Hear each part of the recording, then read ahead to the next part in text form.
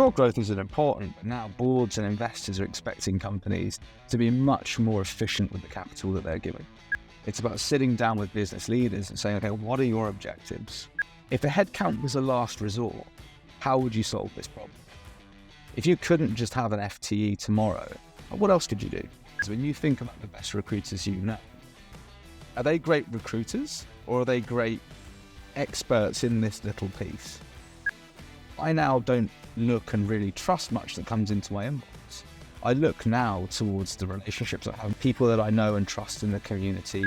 Ultimately, taking a job is one of the biggest purchases that you'll make in your life. Hello, Paddy. How's it going? Welcome to Hiring on All Cylinders. Hi, Chris. Thank you so much for having me. So we've been speaking a lot, and I think a lot of leaders that we're speaking to are thinking about the same thing. And talent has gone on this real journey over the last decade of moving from this kind of tactical, delivery-focused organization to have a seat at the table and be more strategic. And we've been on this crazy bull market for the last decade, and now we've faced this real turbulent time of COVID and now the boom and now whatever's happening right now, which has caught quite a lot of people off guard, I feel, and made people rethink the role of being a talent leader and what that actually means. And so I thought we could spend some time today talking about that and how we can adapt and what the new role of talent leader is. So I wanted to get your point of view because you're in a really interesting position right now of what you think has changed when it comes to this kind of TA leader position, responsibilities, and how you're thinking about it right now. Yeah, it's really interesting. I think that when you take a step back and you think, how has talent changed? I think actually we might be going back to a more normal time. You think about the macro, you go back to 2008 and the sort of the zero interest environment that's followed since then. This has been, quite a strange market phenomenon. In the last kind of 100, 150 years, there hasn't been a time where capital has been so abundant, where growth has been really the only thing that mattered for many companies. This manifested itself in the blitz scaling generation, companies doubling, tripling or more in a given year.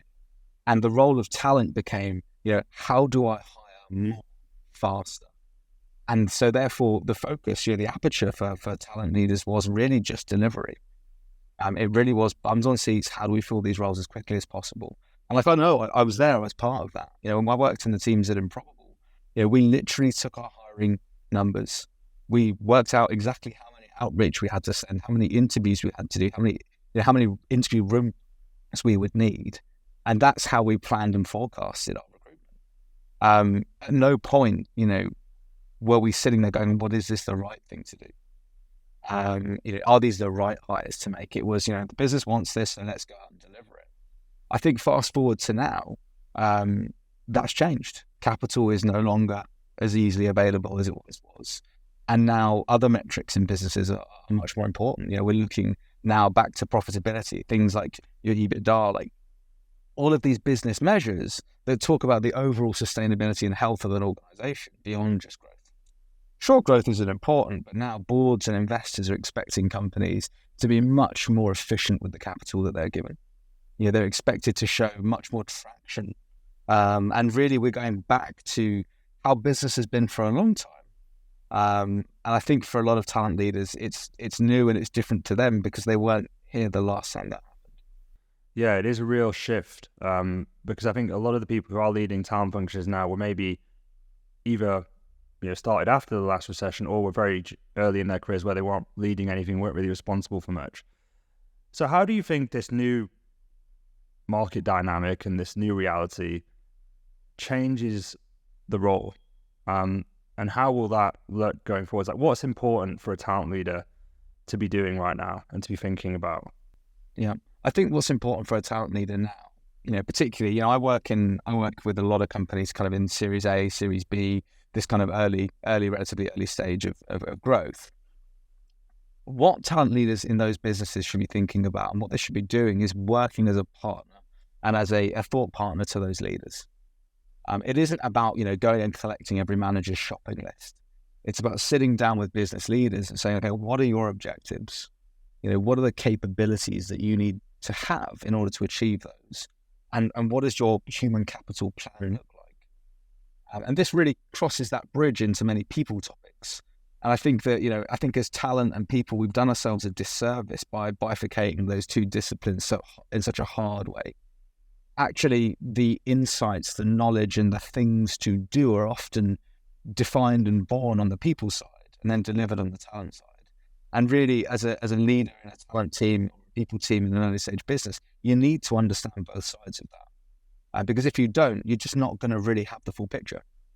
So I'd encourage any leaders in talent, if you have a peer on the people side, you should be working very closely with them. They should be, you and them should be very, very aligned on what is important, what does good look like, what is possible, what does the business need, and what do you have today. And I think as working into the business itself, being that thought partner, being that sparring partner as well. I think often managers, particularly managers who, like the talent leaders, have grown up in the 0% interest rate, have grown up in a time of growth and abundance. They default to it's a hire. They default to I have a problem, therefore I need to make a hire. And I think that it's our role to challenge that and to sort of say, okay, if a headcount was a last resort, how would you solve this problem? If you couldn't just have an FTE tomorrow, what else could you do? Is it a tool? Is it a piece of tech? Is it a contractor? Is it a project? Is this something that you need now and in 12 months and in 24 months? And I find that nearly every hiring manager will struggle to answer that question. What is this role in a year from now? Is this just capacity? Is this capability? And I think being able to have those conversations in an intelligent way with stakeholders is the first step on really being that thought partner and that sparring partner to them. Do you feel like typically talent leaders have been given that permission internally to go and have those conversations? Because I kind of think that you and me have probably been in the same situation before, and a bunch of other talent leaders, where we maybe try and push back and the answer is just do what I say, basically from a CTO or from someone else, right? And TA historically has been seen as this kind of supporting function of like you said, we need some hires, get the hires in as quickly as possible. What's the process you think of if a talent leader is feeling like that, like, they want to have these conversations, they want to challenge, and they're just not getting the respect or the response that they would like? What's the route there? Does it have to come from the top down? How do you approach that situation? It's a tough one, right? I mean, look, ultimately, if you're going to be successful in an organization, that organization has to have the right kind of behaviors where leaders can be collegiate and work together. You wouldn't, the head of customer success would not accept being told to just get on with it by the head of product, right?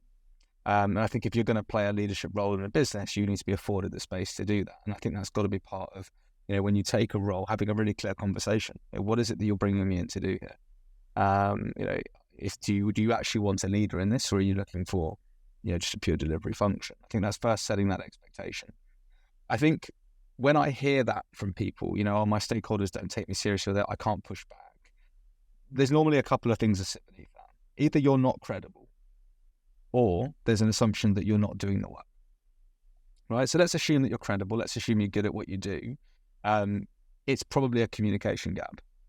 Right? You're not communicating to that leader effectively what is happening, what has been done.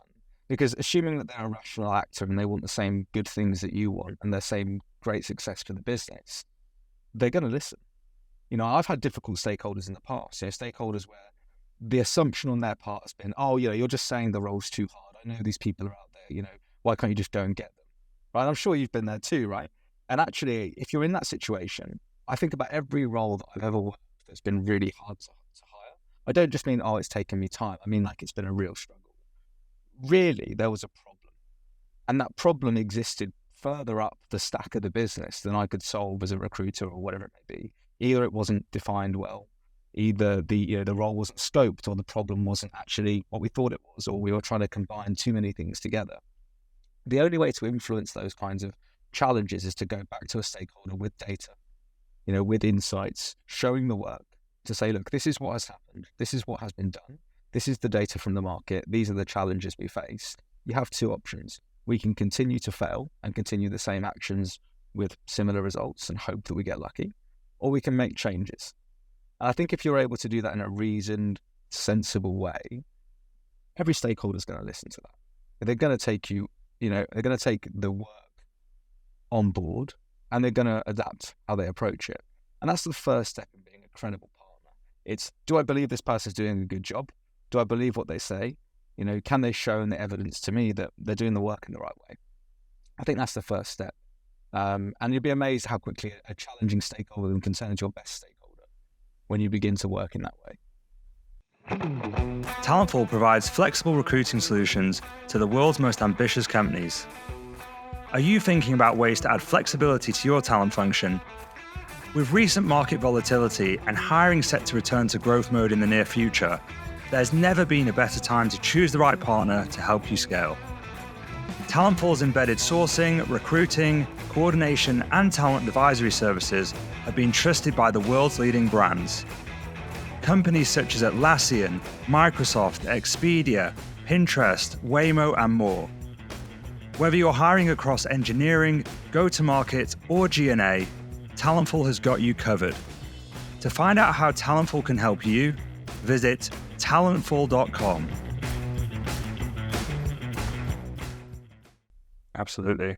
I totally agree. And you were talking earlier about becoming that true partner to the business and being able to challenge and really have a thoughtful conversation around hiring rather than just, let's get some bums on seats here.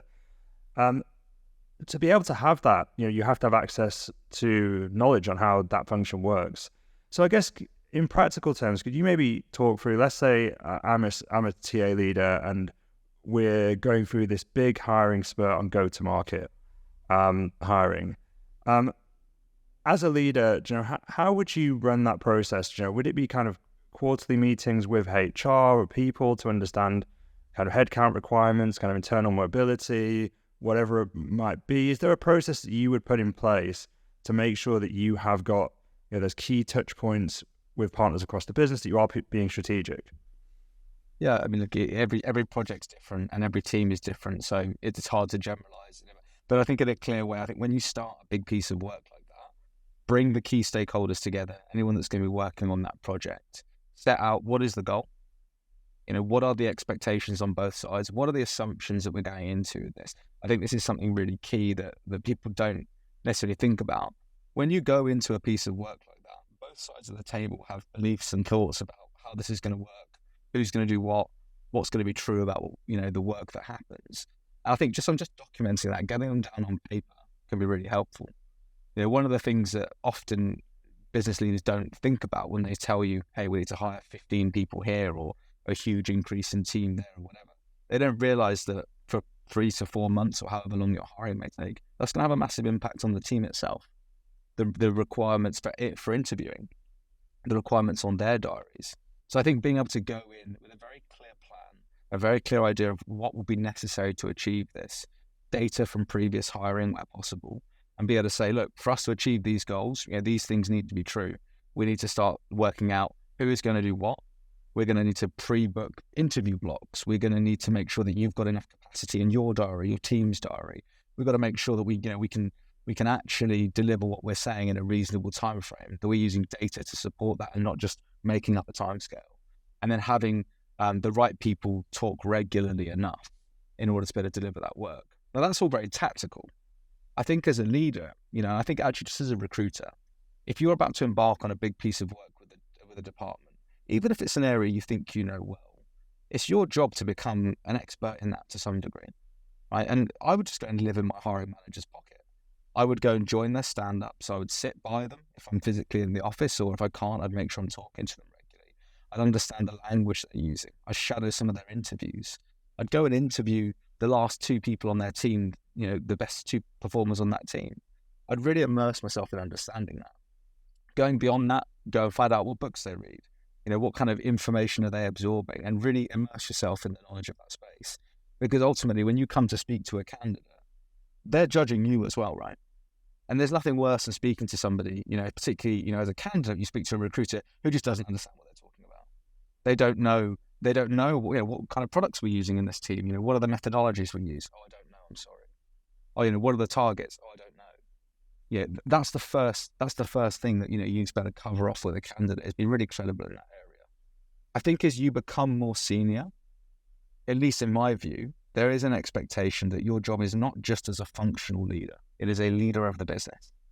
And if you're going to be a leader in a business, it is your job, first and foremost, to understand how that business operates. What are the key drivers for success? What are the key objectives? What is your market? What is the pain point of your customers? You know, ultimately, if you operate as a functional specialist on delivery, and that is all you do, that is all you will be.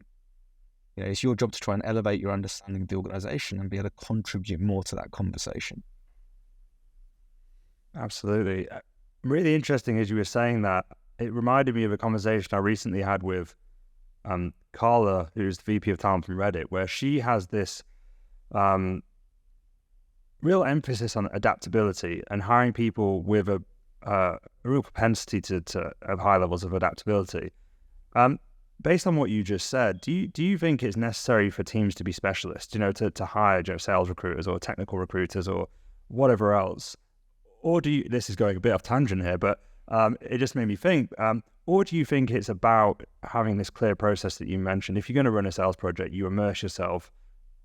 If you're running a tech project, again, you immerse yourself in that. Yeah, what's your opinion there? It's really funny. You know, when I first started my career, I'm a tech recruiter, and tech recruitment is the hardest recruitment, and therefore, you know, that means we're the best. And I was really naive.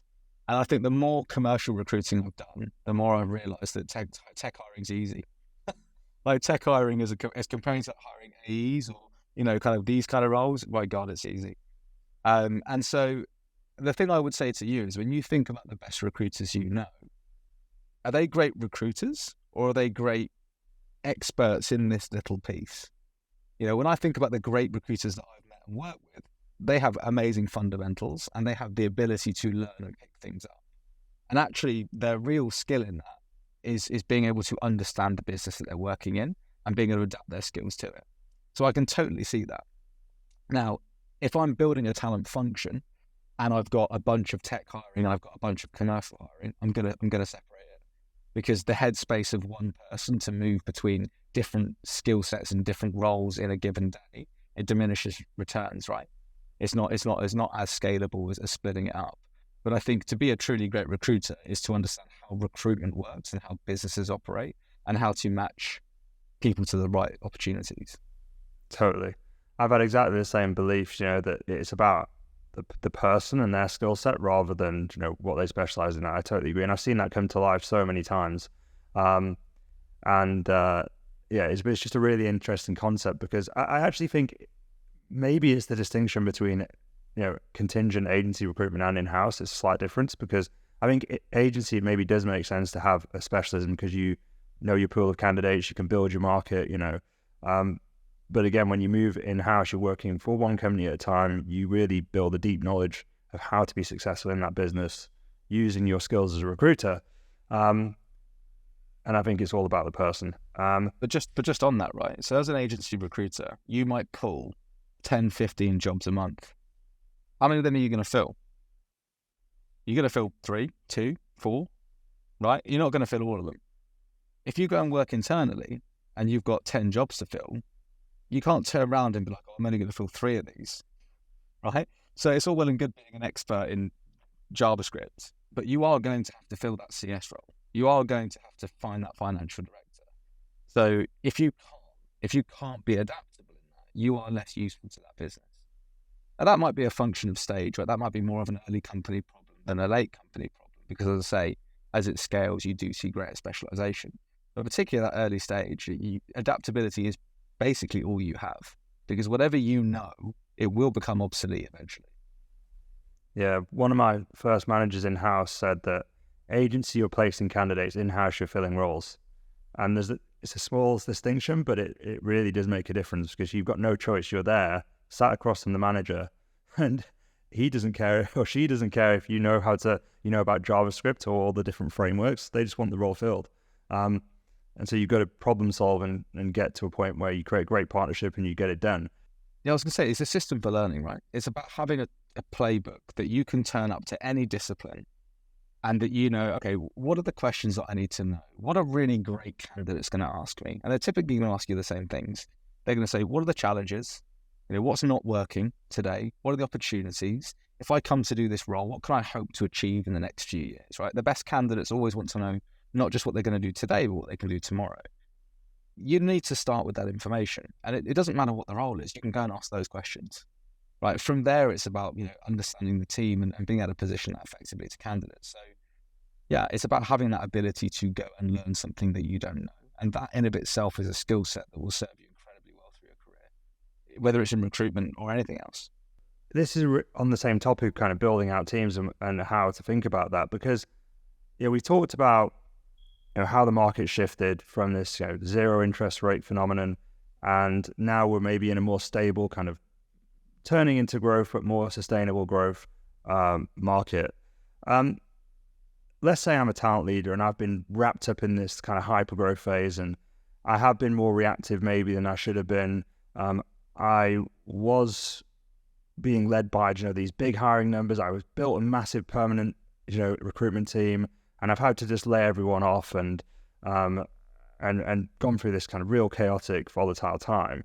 And now I'm thinking to myself, okay, now is the time to regroup. It's a time for me to put in place the framework, which I think a lot of people are in this position, to really put in place something really solid to build upon once the market starts picking up some pace. How should leaders be thinking about building their team up from this point? Because I do think there's quite a lot of hesitance in the market. People don't want to be burnt again. They don't want to build these big perm teams. They want to be more creative. How are you thinking about it, and how would you encourage other leaders to think about it? Yeah, and I've said this before as well, actually. But I remember being back in startups. I had a team of 13, 14, 15 FTEs in a company of less than 500.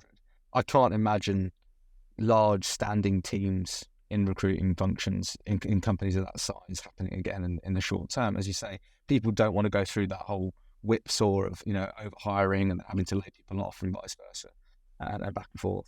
I can imagine a future where you have a core team, and I think you're going to see less specialization.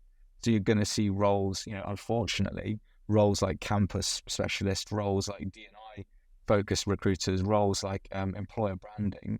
You're going to see less of those in recruiting teams. So I think that's a loss, by the way. You're going to see less of those. And you're going to see a smaller team, and you're going to see different options, whether it's contract recruiters, whether it's on-demand solutions, whether it's embedded solutions. You're going to see them augment the footprint of the talent team with alternative services to maintain a smaller core that you can then scale up and scale down. I think this will put more strain, actually, ironically, on those smaller teams. So you're seeing teams now where they've let a huge percentage of the team go, and that team that remains is now underwater because now they've got a large number of recs relative to the number of employees. They've now got to pick up the branding. They've now got to work on how we activate the D&I strategy. They've also got to now think about campus programs, all while the time keeping the lights on for the rest of the pipeline. And so I think there's a good opportunity there to look at kind of other solutions to augment that delivery. And do you think automation, Joe, there's a lot of talk at the moment about AI. You're probably, obviously, your portfolio companies you're working with probably is thinking about that a lot. Do you think that that's going to make any meaningful dent in the work that recruiters do in the short to medium term? Like, how are you thinking about that? Yeah, you see all the kind of hype, right? AI is going to revolutionize recruiting and all the rest of it. I actually think, it's actually going to have the opposite effect. I think that you're going to see even more focus on a hyper-human experience. When you open your email inbox today, how many emails came from a person? Like, how many do you know they came from a person? I must receive, God knows how many emails a day. Half of those are automated scripts. I now don't look and really trust much that comes into my inbox. I look now towards the relationships I have in my network to people that I know and trust in the community, organizations that I've built a personal connection or relationship with. That's where I'm going to trust information from. I think we're about to see like an explosion in the amount of content, the amount of emails, the amount of articles, to the point where it's going to overload. And we're actually going to revert back to who do we know, who do we trust, who have we met, who have we had conversations with, where we actually, those relationship matters. Ultimately, taking a job is one of the biggest purchases that you'll make in your life. It's your time. You can never replace that. It's up there with like buying your first house, it's up with like something like that. Is you're going to spend, a significant proportion of your waking hours in this environment. And actually, I think that the human connection in that is vital. You wouldn't just take a job based on an email that you got. You're going to want to go meet the team. You're going to want to go and do that. I think there's going to be a great focus on that. So I think that the recruiters that work out how do we create better personal connections with our target candidates, they're going to fare better than those who decide, how can I automate 40,000 emails a week to just sort of, deluge the market. You're going to see a complete decline in outreach open rates and response rates. It's just kind of, you see just this huge explosion of these kinds of tools and techniques being used. Yeah. I've been thinking for a while now with the kind of this oversubscribed approach, this overwhelming approach of social media and technology, that there's going to be this rebellion against it almost. But then I just think to myself, am I just getting old and cranky? And am I just going to get swept away with the times? But I do think you're absolutely right. We see it on the sales front massively. All these jokes, I feel like sales is a little bit ahead of recruiting in terms of the way it uses, relationship management, CRMs, sourcing, outreach. And you're seeing it, as you said, you open up your email, you have tons of spam, really, unpersonalized messaging. You can't distinguish between, anyone really. And what you end up defaulting to, like you said, is people that you've actually met, that that you like, that you have some kind of relationship with. And I think that doubling down on that right now, especially with this big wave of remote working where everyone feels like they can just do everything virtually, I feel like you have a massive upper hand at actually having met someone, Yeah. Well, I think it's maybe I'm getting old as well. Like I think there is something about meeting people. I do think that you just think about how many new companies are there every year. How many new exciting opportunities are there every day.